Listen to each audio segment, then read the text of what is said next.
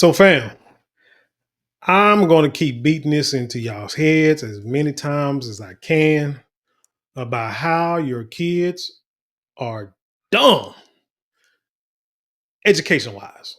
They may be street smart, what have you. Y'all might be proud of that, whatever. But in the real world, where the real money is, the long money is at, they're dumb as a doorknob. They are failing. And these school systems are failing your children, this, which is why you have to take initiative from the jump and make sure your child is properly educated. Use the public school system for what you can use it for: the books, the curriculum, the basic fundamentals. Use that in order to teach your children more or better to make sure they learn that stuff at home. You're just going to have to do it. You know why? Because now studies are coming out that these kids in college can't do basic work. But let's get into the story first before I talk too much. I want y'all to see for yourself. I say it all the time. Your kids just don't have the education. But it seems like nobody believes it or nobody wants to hear it. Maybe because they don't want a mirror shine in their face or point in their face. But it is what it is. But anyway, let's get into this story and let's see if we can't, break it down a little bit. Don't forget to like, share, comment, and subscribe. And when you do subscribe, hit the notification bell so every time I drop a video, you will be the first to know about it. Let's hit it. A disturbing new report from UC San Diego finding more than 1 in 10 freshmen can't do basic math and need remedial classes just to catch up. Jeannie Allen, founder and CEO of the Center for Education Reform, is deeply concerned about this, and she joins us now.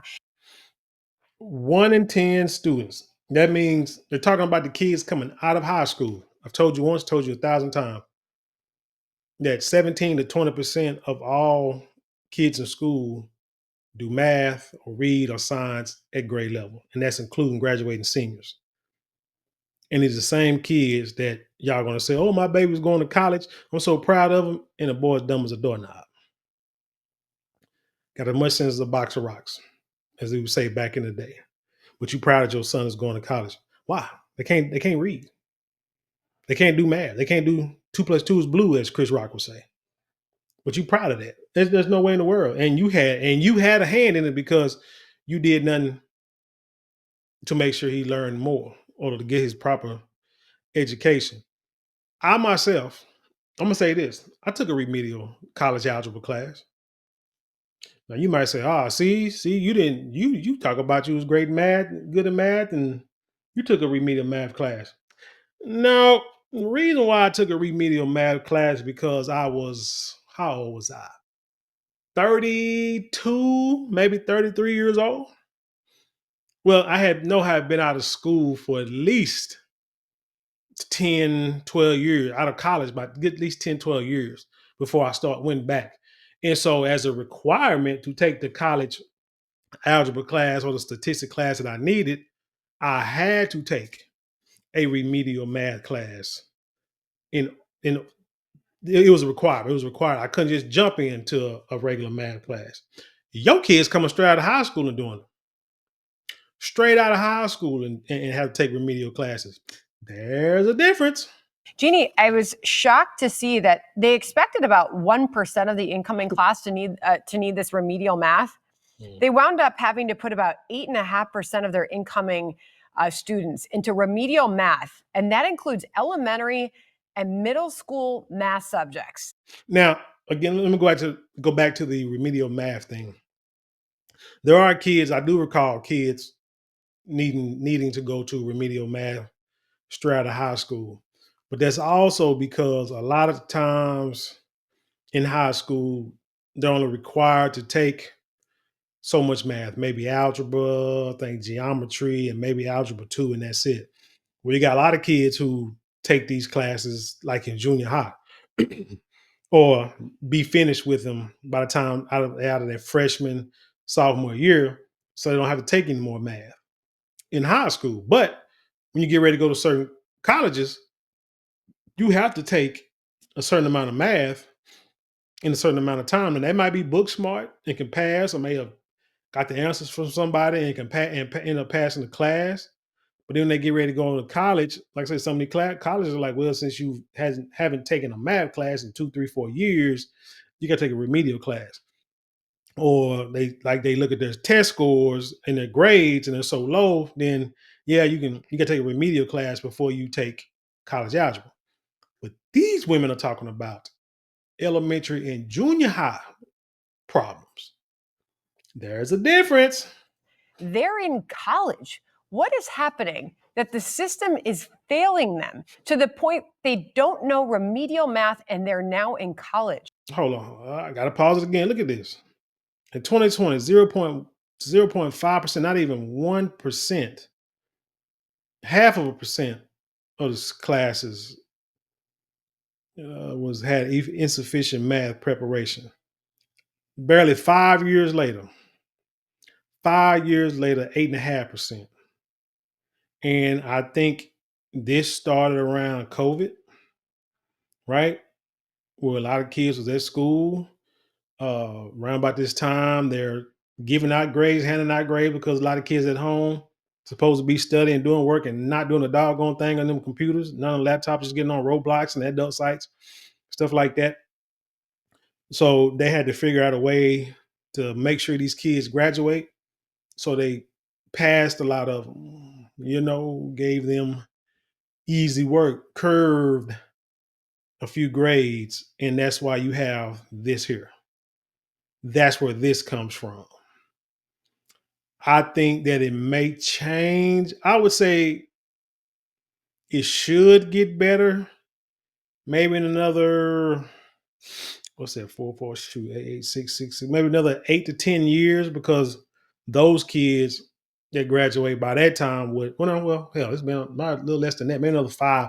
Anywhere from 5, I give it 5 or 10 years, because those kids would not have been in school yet when COVID hit.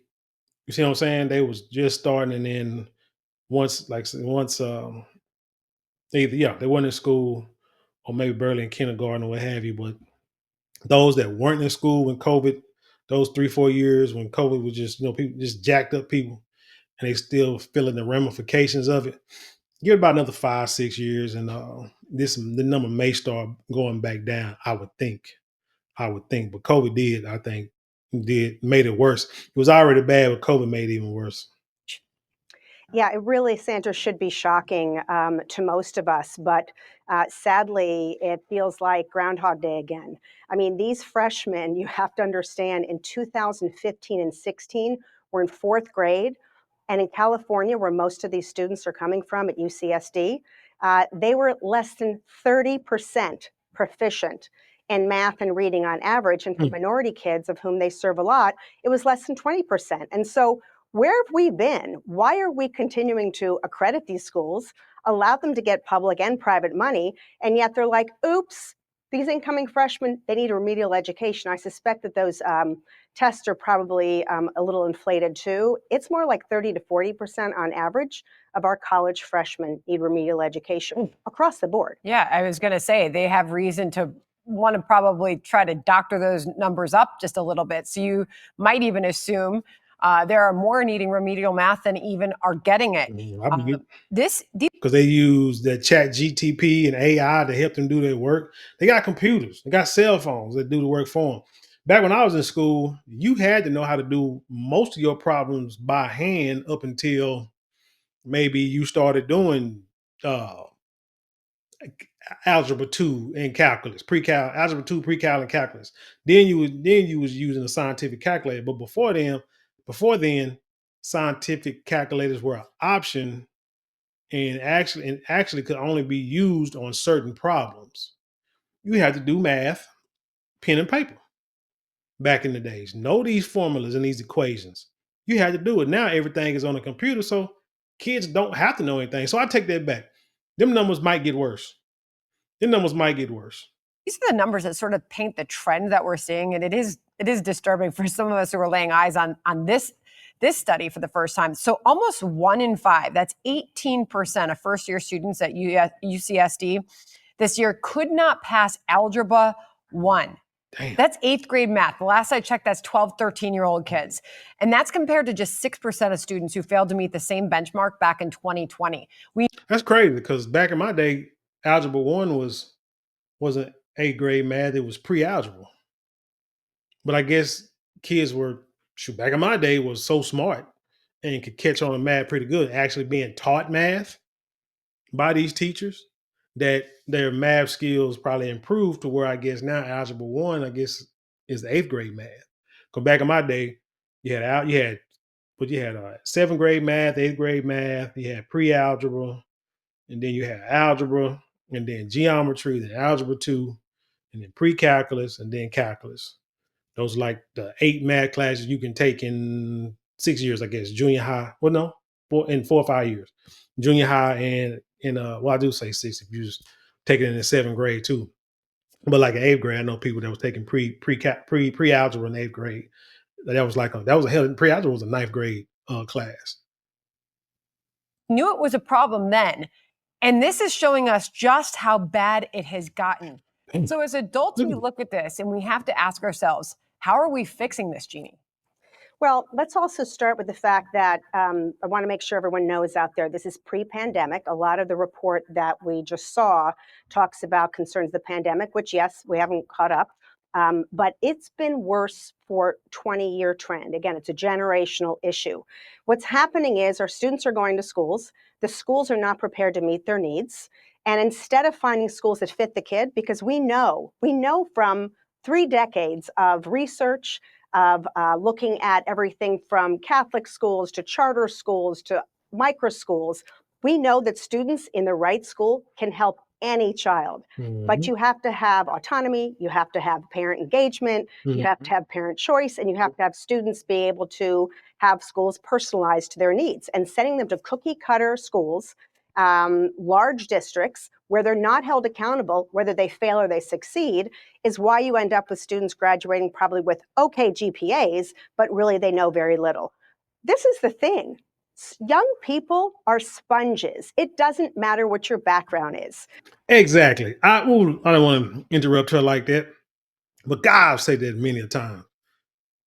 Children, they want to learn. That's what to me makes parenting so simple. It's not easy in the least, but it is simple.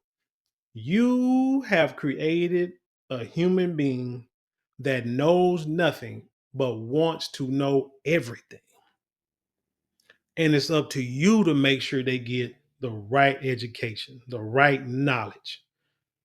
Because they're going to go out there in the world and get some of the wrong stuff and be, steered in the wrong direction. Yes, yes, yes, that might happen. But from the beginning, from the inception and in the womb, and in the first few years of their life, you as a parent are responsible for teaching them kids. You can sit there and feel that you had a crappy life that was so bad for you. And you can say, hey, I can stop this right now and teach my kids, give them a better chance, a better life than what I had. I may not be too smart. I may not know math. I may barely know the English language, but you know what? They got teachers out there. They got tutors. We can go to the library together. We can figure this out, but this child can be a sponge. The least, even with the little bit of education that I may have, I may have dropped out of high school or have a little bit of college. But you know what? I can teach infant up until a 6, 7, 8, 8-year-old. I can teach them how to spell their name, write their names, ABCs, 1, 2, 3s, tie their shoes, know their colors, spell words. Hell, I can even teach them see and know and como te llamas. I can teach them something. And they're gonna be thankful for that. They're gonna remember that. Because they teach you how to read little Jack and Jill books or Cat in the Hat books, something just to get the wheels turning. Nobody's telling you that you have to know high school and college information, school stuff. You don't have to know that. That's what the schools are for. But again, you can start when they're babies, teaching them just the little bitty stuff that you know. So see, somebody don't think you're retarded. Somebody gonna think you the smartest person in the world because you taught them what they know at 5 and 6 years old. But you don't see that. You don't see it. You more worried about them getting in high school and you can't help them. In college, you can't help them. You don't have to. I mean, you can steer them in the right direction. You can always give help. Well, I remember when my older daughter was a pitcher, when she in softball, she was a real good pitcher. And when this technique that she used, she would say it would hurt her arm. Her arm would be hurt, like the back of her shoulder would be hurt. This is when she was young. And one day I got a flyer, saw a flyer for a pitching coach that was like an hour away from the house. But say that teacher style that the girl can pitch all day and not feel no pain in her arm and still be a dominant pitcher. Took her there. And she learned how to pitch from there, and she became a pretty good pitcher, and no injuries in her arm. I couldn't do like I said the first let me backtrack. When she first started pitching, I was teaching her what I saw, what I knew, stuff I was learning, and I was teaching, and she was pretty good. But again, when it got to the point to where she started saying her arm was hurting, I had to do something different. Like she's too young to be talking about she hurt this and the third, so found somebody who had a different style, took her there, and let them finish the process. There's nothing wrong with that. But you know what? She still appreciates what I was able to start. Even when she was a hitter, when she was younger, she was like one of the best. Probably no, I'm going to take that back. I'm going to toot my own horn. She was the best hitter on the team when she was, say, a kid. Even growing up, she hit 600 in high school. You know what I'm saying? Junior high school, she hit 600 like it was nothing. But when she was younger, I'll be the one out there practicing with her. You know what I'm saying? Showing her how to hit, how to see the ball, practicing, let her hit golf balls and tennis balls on a tennis court at the apartments that we lived at. But when she got older and she got more developed and needed to improve her skills, I found people that can do more than me. And the benefit. See, I never looked at, oh man, she gonna get older, she gonna learn how to pitch with somebody else or learn how to hit with somebody else. Hell, even when she was in school, I used to do their homework, help them with their homework. When they got older, I didn't know the stuff, couldn't or didn't have time, send it to a tutor. So you can stay at the school and let the teacher tutor you or something like that. And she learned. I never worried about her getting too smart to where I couldn't help her or she'll forget about me and all this kind of mess. No, I want my child to succeed earlier in life than I did. My children to succeed earlier in life than I did, and they are doing that at this point. Poverty is no proxy for achievement. Students can succeed when they have good instruction. We know what that looks like. Yep. Great teachers. We know what that looks like. And a lot of help at home too. It takes the parents to be on top of this as well. Gotta be. You can't wait till your kids been in high school, been going to high school for 4 years and find out they only have 2 credits and then start crying. Too late. Jeannie, we appreciate you. It is a deep concern for so many. And by the way, it's not just math. They're failing in the basic writing requirements as well. And you think it's just UC San Diego? Harvard, too, just began offering mathematics MA5 to review foundational skills in algebra, geometry, and quantitative reasoning. So it's happening everywhere. Jeannie, appreciate you coming on. Thank you very much. Man, but like I said, I've been saying this has been going on, and I'm gonna continue to bring these videos and bring these stories to you because we've got to get our children on the right track. And it starts with you as parents at home. It starts with you. If you don't, just understand, if you don't make sure that they're on the right track, you just giving them like no chance in life. You just give them no chance, especially now. Times are getting worse. It's getting harder. Jobs ain't paying. So they're going to have to be educated. They have to be highly educated, real smart. And in order to move on to get these jobs where they're making 6 figures. You know what I'm saying? You got these women out here saying, I need a 6-figure man. Well, you know what? Yeah, you do, but you ain't making 6 figures, and them dudes ain't making 6 figures because they ain't paying 6 figures. You know who's making 6 figures? You either own your own business, and it's going to take years for you to start making 6 figures with that. You're going to struggle at first, but then after a while, once you get your clientele up, you're going to make 6 figures easy, and then you're going to be hiring people and people working for you and paying salaries out of your own pocket.